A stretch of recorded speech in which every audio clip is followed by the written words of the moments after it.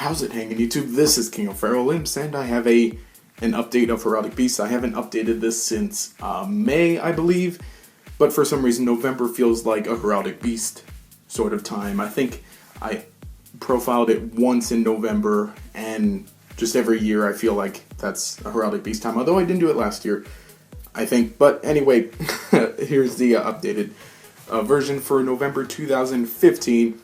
I haven't updated it since Exiton was banned, and since Lavalval Chain was banned, and of course we're playing the obvious brand new rank 4 support.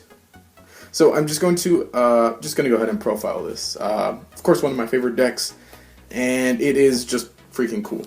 So let's start.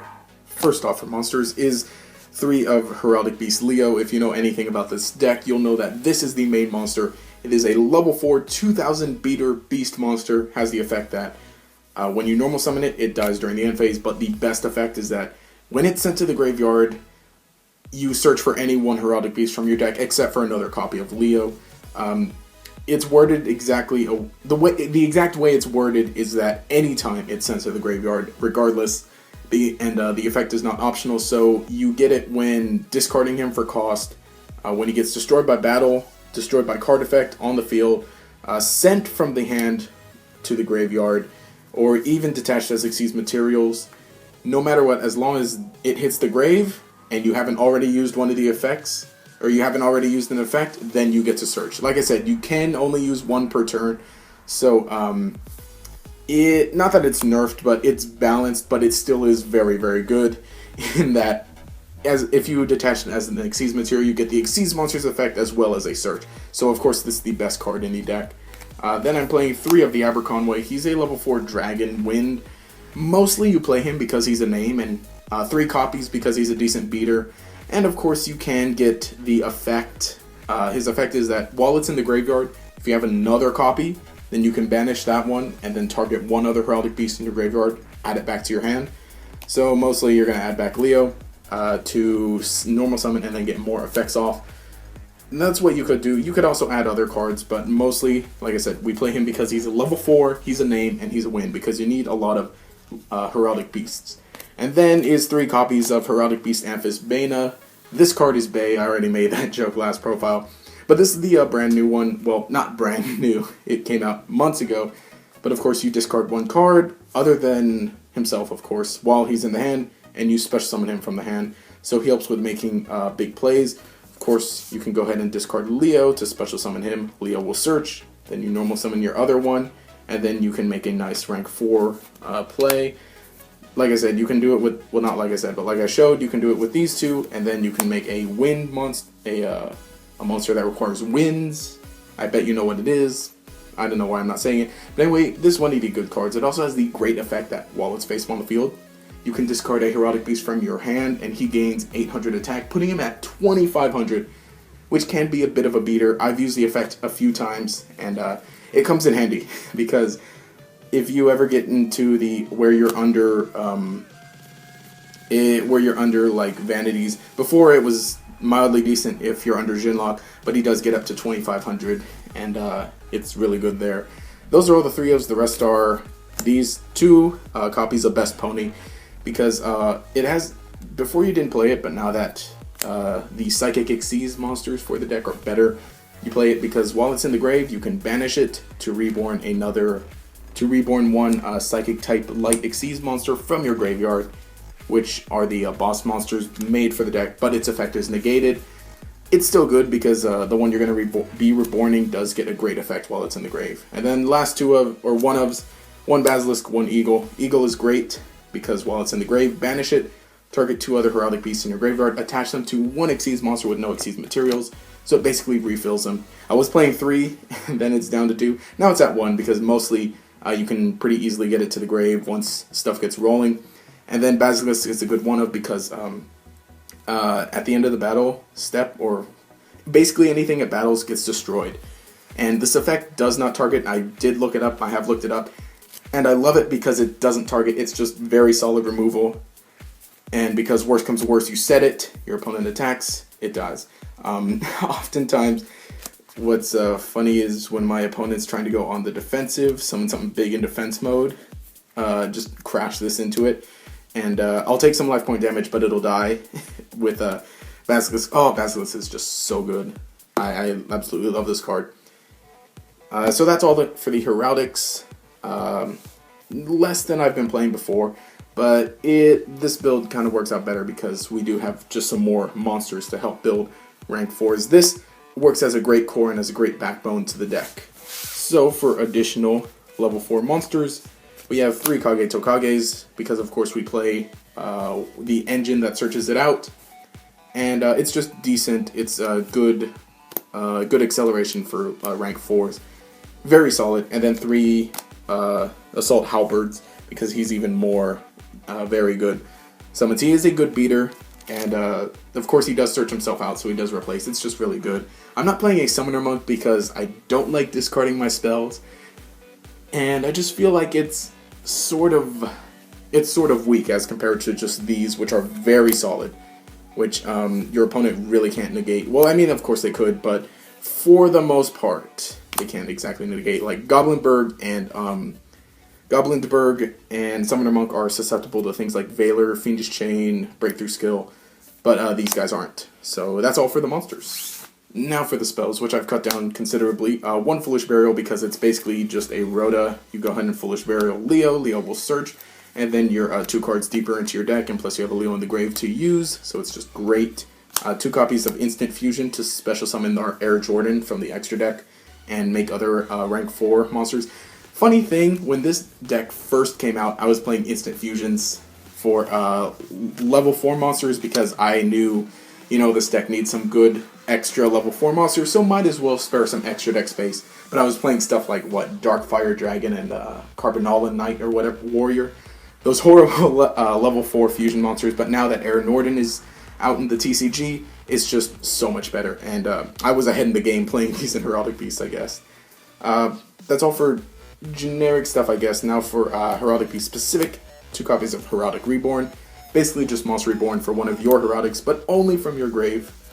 Not much to say about that. I mean, you could play 3, but 2 is fine because you draw into it enough. The one you really want is Advanced Heraldry Art. People know what this card does. They call it Miracle Fusion, but really it's not. You activate it and you target 2 Heraldic Beasts in your graveyard, special summon them, and then immediately after this card resolves, Xyz Summon.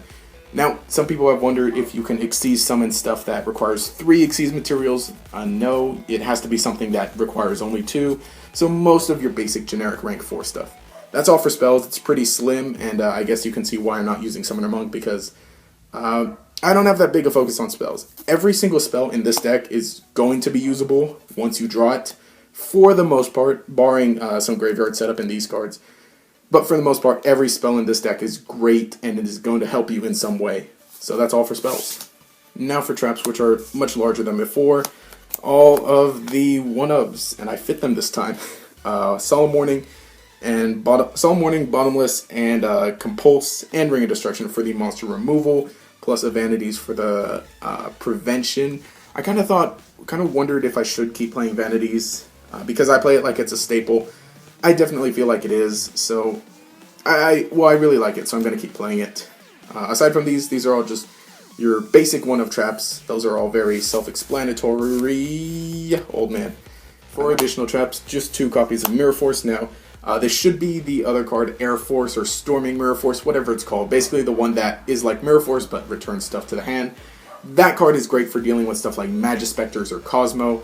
But it's, $40 maybe? 8 at the moment, but Mirror Force works just fine, because even if you can't get Air Force or Storming Mirror Force, Mirror Force still helps for widespread removal, and it doesn't target also, so it helps with the big Cosmo monsters, and then you can get ways around them from when they get in the grave. But yeah, just 2 Force cards. If you can get the Air Force or Storming Mirror Force, play them.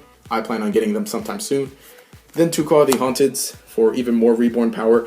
Now, interestingly enough, you may be wondering why I'm only using 2 copies of Heraldry Reborn, but I'm using Call of the Haunted. Well, Call of the Haunted also helps bring out Xyz monsters, which we know we can also refill with Eagle. And there's a certain Xyz monster that can continue to get pluses So even without Xyz materials, so we use this. And like I said, there's one more also that works without Xyz materials, so this helps. Also, if they blind MST for whatever reason, you can go ahead and chain this and target Leo. It will resolve, Leo will special summon, this gets destroyed, Leo will get a search. Just great shenanigans that way. 2 copies of Breakthrough Skill, this is just solid effect negation. And of course it works from the grave. Now, these spots for this in some builds, not in some builds, but I'd say you can use these for Veilers if you want to. I'm just not super keen on Veiler. Mostly Breakthrough Skill, I like it because you can get 2 uses out of it, and it's pretty good. And then lastly, 2 Divine Wraths, which is, again, sort of an odd choice to play like only 2 of each of these, but I feel like it works out. So Divine Wrath, of course, you discard a guard and negate 1 monster effect, but you can pretty much negate effects anywhere with this, so that's what makes it just so good. And of course, you don't mind discarding cards because most of the times if you get the chance, discard a Leo, negate your effect, and with this effect, it's not optional, so it even works with counter traps like this. It creates a separate chain after everything resolves, so you're still going to get Leo's effect and to go ahead and search. But of course, you can't discard any of your other Heraldic beasts because they're fine and dandy in the graveyard. But again, it works out because if by chance you don't have the Storming Mirror Force, just regular Mirror Force and Divine Wrath, these in tandem with each other help you take care of Forerunner when you destroy it. And then of course this helps for other effects. Divine Wrath is just great. That's it for traps and the main deck. Now for the extra deck, 2 copies of the Air Jordan, just like I mentioned. He's just good, special summon him. And then special summon from the grave. It's just great for just your big monsters. And of course he's a water, so that helps with something great there. Very basic, not much else I can say about it. Rhapsody and Berserk, you can spit out Xyz monsters very easily and quickly, so he helps to bring out Gaga Cowboy. Go ahead and summon something for game, because Cowboy for game is great.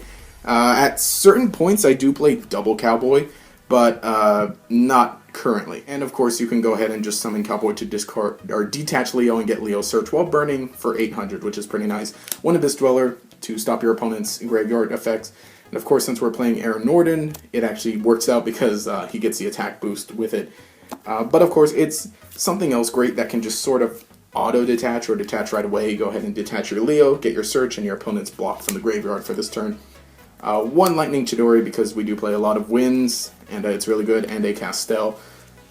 It doesn't matter what you play, as long as you have 2 of either of these. They basically do the same thing. I mean, not technically, but for the most part. Basically just play 2 bouncers at least. Bouncers. And then 101, yay, spot the proxy, you win. Still need to get one. This is great because it can't be destroyed.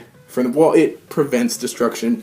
And even after detaching, taking 1 of your opponent's monsters and attaching, and if you detach that to prevent being destroyed, you can still go ahead and refill it with Eagle, so that's even better. So it pretty much gets 2 effects. Basically with Eagle, any of these, you get to use them twice, but only 1 of them, unless you want to play more Eagles. That's it for this portion. Let's skip onto this spot, because this might take a bit longer. These are your Psychic type Xyz monsters, 2 Patriarch, and then 1 Genome Heritage. Now Patriarch's the great one. It is a generic rank 4 Xyz monster, so you can go ahead and summon it with your Kage Tokage or your Assault Halberd, but that's why they're there, because you normally want to bring this out first turn. It has an effect, or a really weird effect, that if there are 2 monsters on the field at the same time, you can destroy 1 of them, and then as long as he's face up on the field, your opponent can't summon any other monsters with that name. But aside from that, it has the better effect that when it hits the graveyard, you get to Foolish Burial 2 Heraldic Beast monsters from your deck to the graveyard. So you're basically just going to leave Patriarch on the field and then, get attacks in where you can. But when he's destroyed, you get to ditch a Leo and a Unicorn. So Leo is going to go ahead and get his search off, and then you have Unicorn for on your turn, or even that turn if he gets destroyed this turn. Banish the Unicorn and special summon him back. His effect will be negated, but he'll still have the 22,000 floater, which will then Foolish 2 more, and you just keep on going, and it's just amazing from there. And then Genome Heritage, he has the great effect that you can target one Xyz monster your opponent controls, its effect is negated, its attack goes to 0, and then his attack becomes that monster's attack, and he gains the effect. And that's all without even detaching Xyz material. They're very great. This is what makes the deck, essentially. Patriarch especially. I almost want to play triple Patriarch just because it is amazing, and then you can keep floating, but two's fine, just as long as you can bring it out. And then for the last bit of the Xyz monsters, one copy of myself to search the Kage Tokages, Ragna Zero for basic destruction, Karen Gorgon for basic defense, and he's a good little beater.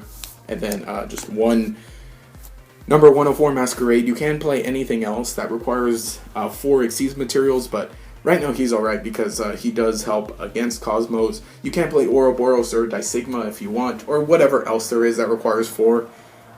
Yeah, this is what I'm playing. I'm not using a Ptolemaeus engine or anything just because this deck just spits out so many rank 4s already that you can basically... Sorry, I dropped a bunch of my rank 4s. You can basically bring out whatever you want, and there are just so many toolbox effects that you can use in this deck. And then with Ptolemaeus, you have to use the other rank 5s to combo with them, and then of course extra deck space is sort of already tight using the Nordens, but whatever you want to do. If you like Ptolemaeus and end up finding some way to work, then congratulations. But for the most part, just all you need is Patriarch and then some other solid rank 4s. That's all for extra deck. Anyway, I hope you enjoyed this updated deck profile for Heraldic Beasts for the, November 2015 format. It was pretty fun. I really do enjoy this deck, and it is one of my favorites. I've been playing it ever since Cosmo Blazer came out. And actually, big shout out to my friends for helping me first build this deck when it first came out. And then, and for helping me just try it out and have some great fun with it. The deck is alright now. It's pretty much a rogue deck, but you do get just a bunch of the cards are very, very solid and have great effects. Leo is a great searcher. Both of your spells are amazing, and your Xyz monster is just works very well for what you're trying to do in this deck. If you have any suggestions, leave them in the comment section below. I believe I already addressed the Ptolemaeus, and there are different things you can do. You can play the rank up version, and then you can play number 69, insert Lenny face, or the Chaos version of number 69, because that's just a great, amazing card. There are other things you can do with the extra deck again, but of course the extra, like I said, extra deck's all up to you as long as you play a Patriarch. Anyway, if you enjoyed the content, remember to subscribe, also leave a like and a comment to show your support. This has been King of Pharaoh Imps. Have a nice day.